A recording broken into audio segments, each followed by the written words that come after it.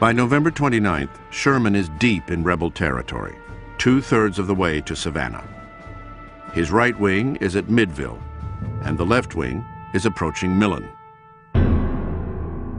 Near Millen, Sherman's left wing finds Camp Lawton, built to hold 40,000 Yankee prisoners of war. Like animals, the Union captives had dug primitive holes in the ground to try and protect themselves from the cold and rain. More like a concentration camp than a prison, Lawton has been hurriedly evacuated just days before. A Union chaplain is deeply upset. It made my heart ache. Such miserable hovels, hardly fit for swine to live in.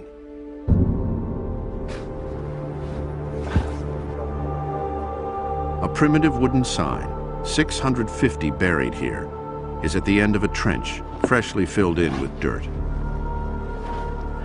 The Union soldiers find 3 bodies lying in a hut and add them to the mass grave.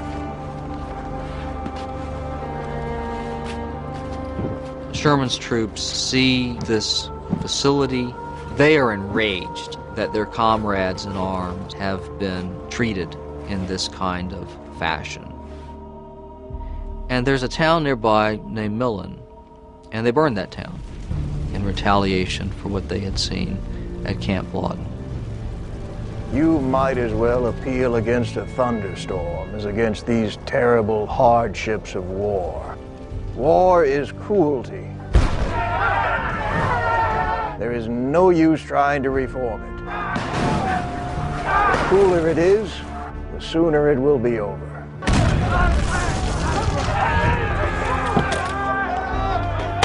The conflict is becoming increasingly bitter. Both sides are angry. And soon, it will be worse.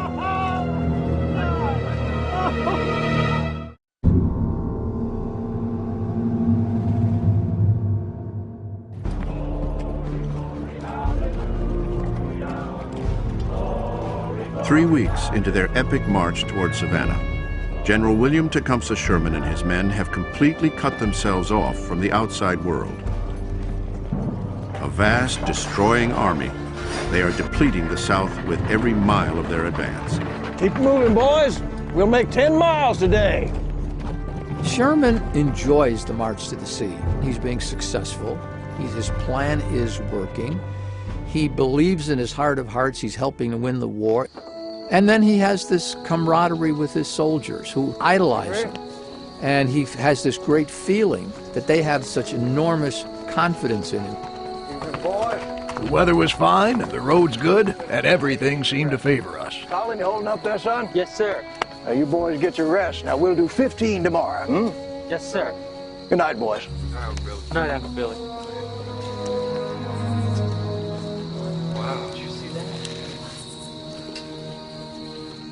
Never do I recall a more agreeable sensation than the sight of our camps by night, lit up by the fires of fragrant pine knots.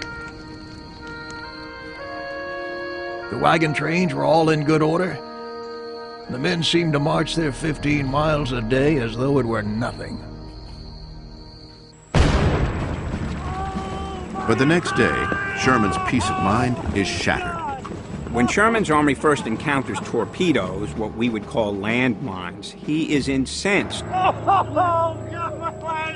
found a handsome young officer. What happened here? Whose foot had been blown to pieces by a torpedo planted in the road. He took a torpedo to the leg. How are you, sir? He was waiting for a surgeon to amputate his leg. Tell me what happened. I was looking at a torpedo buried in the road. I was stepping back. I guess it exploded.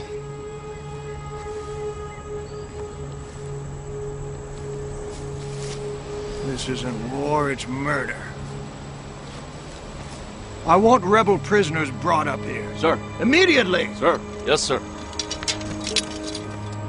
Sherman is outraged at this, and so what he does is he has some Confederate prisoners walk ahead of the troops to find the landmines. Dig up the torpedoes. You can't send us out there to get blown up. In the name of humanity, General. Your people put those things there to assassinate our men instead of fighting fair.